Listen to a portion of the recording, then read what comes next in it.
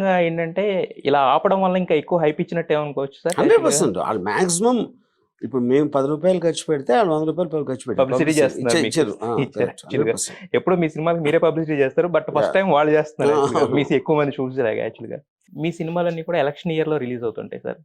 Last 2019 ఎలక్షన్స్కి 13 రోజుల ముందు లక్ష్మీ ఎన్టీఆర్ రిలీజ్ అయింది. అదే రిజల్ట్ వచ్చిన తర్వాత అమ్మరాజ్యంలో కడప బిడ్డ అనేది రిలీజ్ అయింది కదా sir.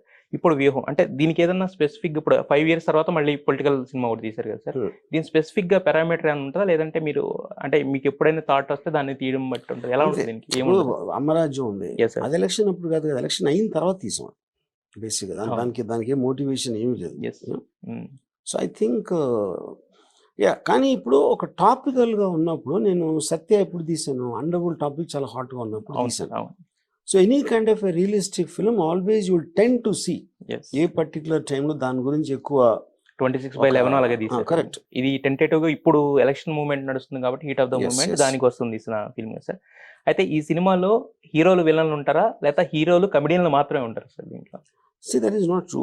First of all, real life లో హీరోస్ విలన్స్ క్యారెక్టర్స్ ఉంటారు, హీరోస్ విలన్స్ కామెడియన్స్ ఉంటారు అనుకోండి, క్యారెక్టర్స్ ఉంటారు. ఆ క్యారెక్టర్స్ ని చూసినప్పుడు మీరు మీకున్న పర్స్పెక్టివ్ లో మీ వేరు వేరే అభిప్రాయాలు ఉంటాయి. ఇప్పుడు ఎవరికో సిబిఎన్ మీద ఎలా ఉండొచ్చు, జగన్ మీద ఇంకోలా ఉండొచ్చు, ఇంకోటికి ఇంకోలా ఉండొచ్చు.